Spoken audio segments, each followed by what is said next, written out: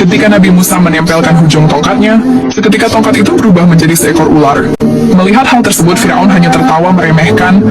Lantas dia menyuruh kedua penyihirnya untuk menunjukkan sihir seperti itu. Lalu mereka membaca mantra yang seketika tongkatnya bisa berubah juga jadi ular yang lebih besar. Kemudian ular-ular itu untuk adu mekanik. Namun ular milik Nabi Musa ternyata jauh lebih mematikan, yang dengan cepat membunuh salah satunya. Kejadian itu membuat Firaun mulai gelisah. Sekarang hanya tersisa satu cobra yang bersiap menyerang ular oranye itu. Tapi meskipun kecil, ular ini sangat lincah dan lagi-lagi berhasil membunuh lawannya. Setelah menunjuk bukan mukjizatnya, Nabi Musa memegang buntut ular itu yang seketika kembali berubah jadi tongkat. Saat penyihirnya mengatakan bahwa Tuhan Nabi Musa lebih kuat, Firaun malah menangkapnya. Manusia sombong ini tak mau mengakui Tuhan yang lain selain dirinya. Selanjutnya di hadapan Raja Firaun, Nabi Musa meminta dengan tegas agar bangsanya dibebaskan dari perbudakan. Raja Firaun terkejut melihat air di istananya yang tiba-tiba berubah jadi darah. Begitu pula sumur-sumur. Para penduduk Mesir juga ikut-ikutan terdampar. Dan yang lebih mencengangkan, seluruh air di Sungai Nil yang awalnya jernih seketika berwarna merah mengerikan. Kejadian ini disebabkan oleh kesombongan Firaun yang terlalu berani menantang Tuhan yang Maha Esa. Bukannya bertaubat, manusia ini malah menyuruh penyihirnya untuk menyelesaikan permasalahan tersebut, namun tidak ada satupun yang bisa melakukannya.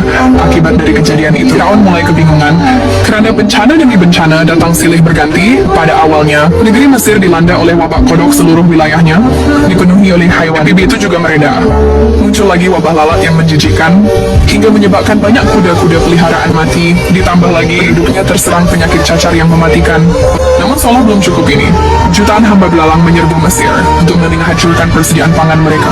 Semua bencana itu jelas peringatan dari Sang Maha Kuasa. Akan tetapi Raja Firaun tetap kehendaknya dengan mengaku sebagai Tuhan. Nabi Musa memimpin kaumnya untuk melarikan diri dari kejaran Firaun dan pasukannya yang kejam. Tibalah mereka di tepi Laut Merah dan malah terjebak karena enggak ada jalan lagi.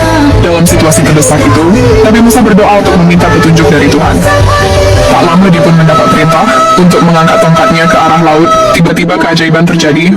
Semua orang pun terkejut melihat laut yang terbelah.